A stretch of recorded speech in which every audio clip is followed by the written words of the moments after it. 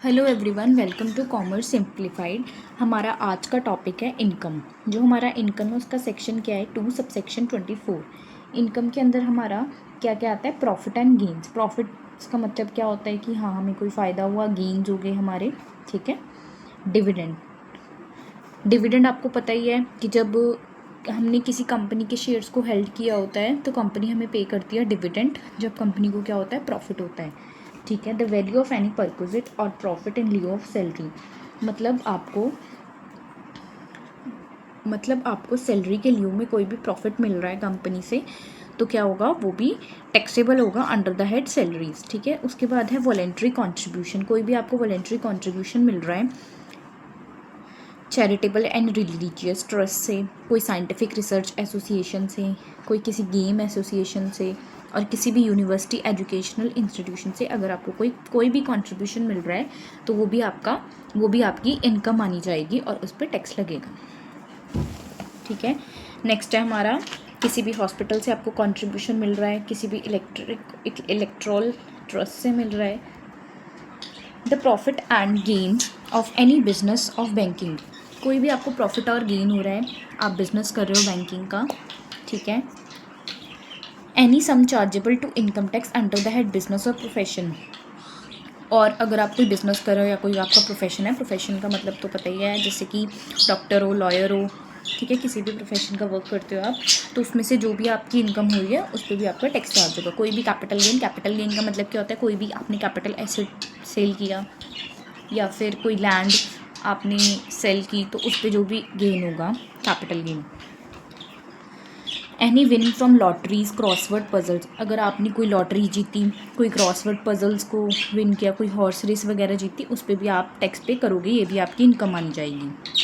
The value of any benefit और perquisite which is obtain by any representative of assessee, इसका मतलब ये है कि असेसी के किसी भी रिप्रेजेंटेटिव को मिल रहा है अगर बेनिफिट या कोई परक्विजिट, तो वो भी टैक्सेबल होगा। फॉर एग्जांपल इस पॉइंट का मतलब ये है कि जैसे कोई पर्सन था, उसकी डेथ होगी, बट उसकी डेथ के बाद जैसे कोई उसकी पेमेंट रहती थी, किसी ने उसको देनी थी, जैसे कंपनी में वो काम कर रहा है या किसी भी सेक्टर में जॉब कर रहा है, तो उसे वो मिली, ठीक है, आफ्टर उसकी डेथ के बाद। तो क्या होगा, जैसे उसकी वाइफ होगी रिप्रेजेंटेटिव, उसकी स्पाउस, तो क्या उसकी वाइफ अपने हस्बैंड के बिहाफ पे क्या करेगी, टैक्स पे करेगी उस अमाउंट के ऊपर, ठीक है। इस वक्त का मतलब ये, कोई वैल्यू या फिर कोई बेनिफिट मिल रहा है, परक्विजिट मिल रहा है, which is obtained by any representative assessee, ठीक है। कंपनसेशन और अदर पेमेंट ड्यू और receive by any person in connection with the termination of his employment, इसका मतलब ये है कि आपको कोई भी कंपनसेशन मिल रहा है, अगर आपने कहीं काम छोड़ा है अपना,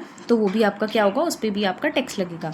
any sum of money received as an advance in the course of negotiation for the transfer of capital asset and such negotiation fails the amount forfeited, इसका मतलब ये है, कोई भी आपको मनी रिसीव हो रही है एडवांस में, ठीक है, कोई भी नेगोशिएशन कर दिया आपने, जैसे आपने अपना कैपिटल एसेट ट्रांसफ़र करना है, फॉर एग्जांपल जैसे आपको कोई एडवांस पेमेंट कर देता है कि हाँ इतनी, जैसे हम नॉर्मली बोलते हैं साई दे दी, मतलब अगर आप कोई भी घर खरीदते हो, ठीक है, फॉर एग्जांपल 20 लाख उसकी कॉस्ट है, ठीक है, 20 लाख में आपका हो गया कि हाँ इतने का हम ये घर ले लेंगे, ठीक है। तो आप क्या करोगे, 1 लाख या 2 लाख आप अपने साथ लेके जाते हो कि हाँ ये हम at the time advance payment दे देंगे, तो जो एडवांस पेमेंट मिलती है उस पर भी आपका टैक्स लगेगा, ठीक है। इस चीज़ का ये मतलब है। Any consideration receive for issuing shares and exceed the fair value of share, मतलब कोई भी कंसिड्रेशन आपको शेयर से हो रही है, ठीक है। Income means a monetary income which is derived from definite sources with some of regularity or expected regularity।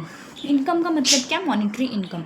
Income हम किसे कहते हैं कि हाँ जो चीज़ हमारे पास मॉनिटरी में हो, ठीक है। सोर्सेज ऑफ इनकम, इनकम के सोर्सेज क्या है, salaries, house property, profit and gain of business profession, capital gain, income from other sources. कुछ इनकम के ना इंपॉर्टेंट पॉइंट्स हैं हमारे, वो हम देख लेते हैं। Should be a definite source of income, इस पॉइंट का मतलब ये है कि जो हमारी इनकम हो रही है वो किसी भी डेफिनाइट सोर्स से होनी चाहिए। फॉर एग्जांपल आपको सैलरी मिल रही है, जैसे आपको सैलरी मिल रही है, वो क्यों मिल रही है, क्योंकि आप जॉब कर रहे हो, जॉब क्या है, डेफिनाइट सोर्स हो गया, ठीक है। हाउस प्रॉपर्टी है, हाउस प्रॉपर्टी में आपको रेंट रिसीव हो रहा है, एक डेफिनाइट सोर्स हो गया ना, मतलब हम कह सकते हैं कि हाँ मुझे घर से, मैंने अपना घर रेंट पे दिया हुआ है तो मुझे इनकम हो रही है। कोई प्रॉफिट और गेन हो रहा है बिजनेस से, कोई कैपिटल गेन, हर एक चीज़ का कोई सोर्स है। सोर्स मतलब कि हाँ कोई जड़ तो है, चीज़ है, मतलब जहाँ से हाँ हमें पैसा आ रहा है, वो हो गया definite source of income. Lump sum receipts can also भी इनकम। अगर आपको लमसम में कोई चीज़ मिलती है तो वो भी आपकी इनकम ही मानी जाएगी, ठीक है, उस पर भी टैक्स लगेगा। Any income earned whether legally और illegally is taxable under income tax. वही पॉइंट कि चाहे आप लॉटरी जीतो, ठीक है, पजल वगैरह विन करो, क्रॉसवर्ड, हॉर्स रेसेस, तो भी आपका टैक्स लगेगा। लीगली जीतो या इलीगली जीतो, जैसे हमारे गैम्बलिंग वगैरह में, तो उस पर भी आपका टैक्स वगैरह लगेगा। Income should be received from outside. Temporary और परमानेंट इनकम, जो हमारी इनकम है वो क्या हो सकती है, टेम्परेरी भी हो सकती है और परमानेंट भी हो सकती है। Income should be receive from outside, जो अगर आपको कहीं बाहर से भी इनकम हो रही है, फॉर एग्जांपल आप इंडिया में बैठे किसी बाहर की कंपनी में काम कर रहे हो, तो यहाँ भी टैक्सेबल होगा, ठीक है। It is not necessary that the income must be received in form of money, reception kind of service. ये चीज़ ज़रूरी नहीं है कि आपको हमेशा जो आपकी इनकम है वो मनी में ही मिले, ये इन काइंड भी हो सकती है, काइंड ऑफ सर्विस भी हो सकती है, ठीक है। इनकम में प्लस और माइनस, जो हमारी इनकम होती है प्लस भी हो सकती है, माइनस भी हो सकती है। माइनस का मतलब क्या होता है, losses. It also include in term income, इसी को हम बोलते हैं, ठीक है। Reimbursement of expenses not income, example travelling expenses to employ is not his income. मतलब कोई कंपनी ट्रैवलिंग एक्सपेंसेस दे रही है, ठीक है, अपने एम्प्लॉयज़ को, तो वो क्या है, वो इनकम नहीं माननी चाहिए, वो तो जस्ट एक रीइम्बर्समेंट एक्सपेंस है वो तो एक, ठीक है। Pin money received by wife is not her income. Pin money क्या होती है, क्या कहते हैं, हस्बैंड ने अपनी वाइफ को घर चलाने के लिए खर्चा दिया, तो वो उसके लिए एक पिन मनी होगी। हाँ, कोई इसको रिस्पॉन्सिबिलिटी दी है हस्बैंड ने कि हाँ इतने 5000 है, इसमें अपने घर का खर्चा अपना करना है, ठीक है, तो क्या होगी ये हमारे लिए pin money. If wife save some income it is not her income.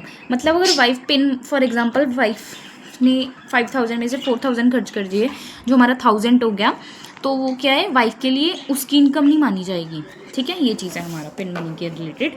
Next आ गया disputed income. If N assessee has earned an income but not actually received. Disputed income क्या होती है, वो इनकम जो असेसी ने अर्न तो कर ली है पर रिसीव नहीं करी। मतलब असेसी ने मतलब कोई जॉब कर रहा है, फॉर एग्जांपल कोई पर्सन, उसने अपना जॉब गया, वो पूरा 1 मंथ गया, उसने काम किया अपने जॉब रोल के अकॉर्डिंग, बट उसको अभी तक एक्चुअल सैलरी उसकी रिसीव नहीं हुई है। उसने अर्न तो कर लिया है कि हाँ वो अब काबिल है, हाँ कि वो 1 मंथ की सैलरी लेने के लिए काबिल है क्योंकि वो 1 महीना ऑफिस गया, बट उसको एक्चुअली रिसीव नहीं हुई है। इसे हम क्या बोलते हैं, डिस्प्यूटेड इनकम। वो इनकम जो अर्न तो कर लिया है पर एक्चुअली में रिसीव नहीं हुई है, ठीक है। नेक्स्ट ग्रॉस टोटल इनकम है। ये मैंने आपको पॉइंट लास्ट वीडियो में क्लियर किया था, जो इससे पहले बनाई थी, अपलोड की थी, मैं फिर से बता देती हूँ। ग्रॉस टोटल इनकम, इस पर भी 5 मार्क्स का आ जाता है। What is gross total income, how it calculated, और साथ में बोल देते हैं कि छोटा सा न्यूमेरिकल हमें शो करो, ठीक है। Gross total income, the sum aggregated of income under the following head is known as GTI। ये मैंने बताया था आपको, जब जो हमारे 5 हेड्स ऑफ इनकम है, income from salary, income from house property, profit and gain of business profession, capital gain, income from other sources, ठीक है, इन सबको ऐड कर दो तो हमारे क्या आ जाता है, GTI, ठीक है। The income under each head is computed after making deduction permissible under that head. इसमें हम सारी क्या करते हैं, डिडक्शंस भी करते हैं। उसके बाद हमारी आ जाती है टोटल, फिर उसके बाद आ जाती है हमारी टोटल इनकम, ठीक है।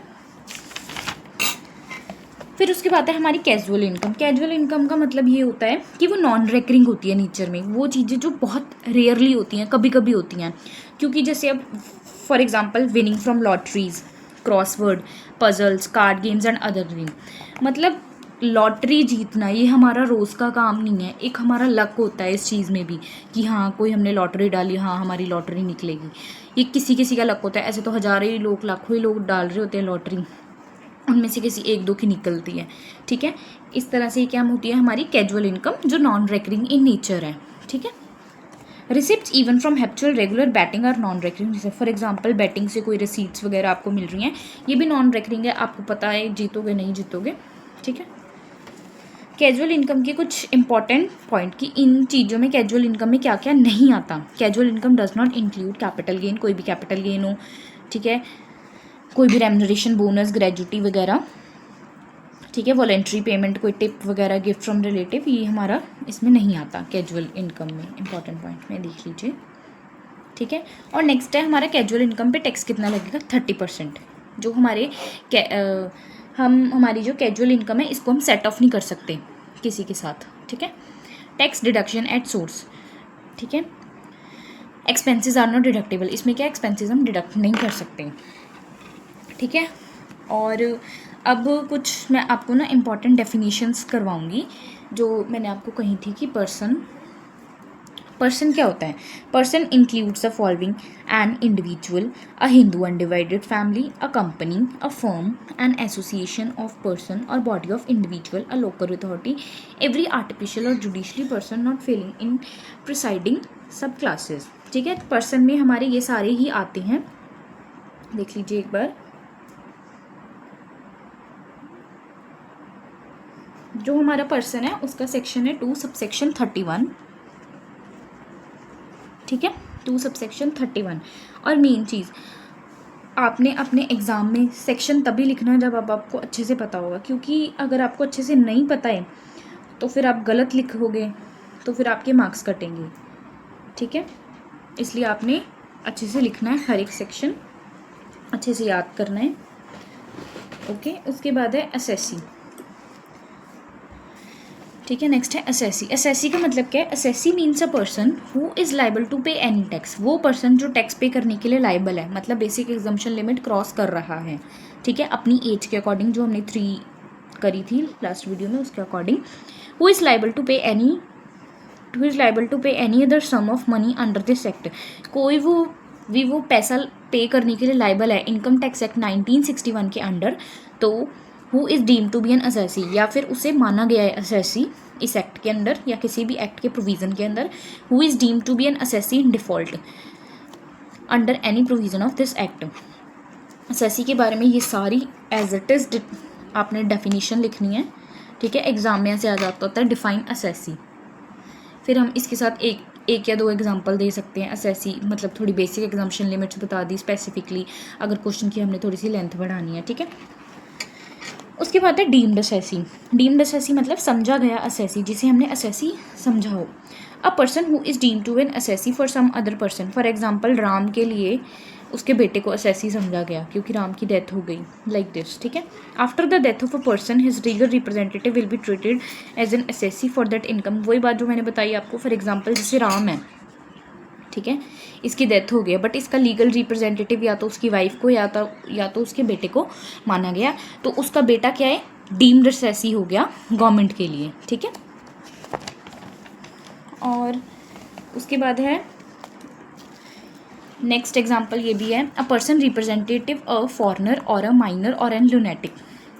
मतलब कोई भी पर्सन किसी को रिप्रेजेंट कर रहा है, या तो कोई फॉरेनर है बाहर का, या कोई छोटा है, या कोई लुनेटिक है, ठीक है। नेक्स्ट है assessee in default. Assessee in default क्या होता है? When a person is responsible for doing any work under the act and he fails to do.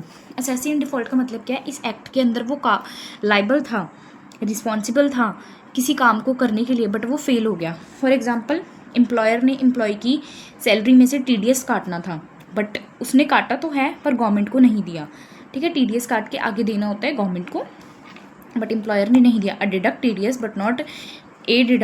But not deposit to government, he will be treated as an assessee in default, ठीक है। उसके बाद है previous year. Previous year क्या होता है? The year in which income is earned. Previous year क्या होता है? जिस ईयर में आपने इनकम अर्न करी है। असेसमेंट ईयर क्या होता है? Next year, the year in which this income is taxable. Assessment year क्या होता है? उस ईयर में प्रीवियस ईयर इनकम पे टैक्स लगता है, ठीक है। Assessment year, it comes immediately after the previous year. This is year in which the assessee file the return. वही चीज़ इनकम टैक्स रिटर्न फाइल करते हैं असेसमेंट ईयर में हम अपने प्रीवियस ईयर के लिए, ठीक है। तो आज हमने कुछ इंपॉर्टेंट डेफिनेशंस की इनकम के बारे में पॉइंट्स देखे, ठीक है। आई होप आपको वीडियो अच्छी लगी होगी। लाइक करें, कमेंट करें, शेयर करें। अगर आपको नोट्स चाहिए तो मुझे कमेंट में लिखिए, तो मैं आपको नोट्स भी प्रोवाइड करवा दूंगी। मैंने इनकम टैक्स लॉ के सारे ही अपने हैंड रिटन नोट्स प्रिपेयर किए हैं, जो कि एग्ज़ाम पॉइंट ऑफ व्यू से बहुत ही इंपॉर्टेंट है, बहुत ही ज़रूरी है, और टू द पॉइंट मैंने चीज़ें लिखी हैं, ठीक है। तो आप अगर आपको लगता है कि हाँ ये नोट्स आपके लिए हेल्पफुल है तो मुझे कमेंट सेक्शन में बताइए। लाइक करें वीडियो को, शेयर करें और कमेंट करें। Thank you so much. I hope this video is very much helpful for you. Thank you, bye.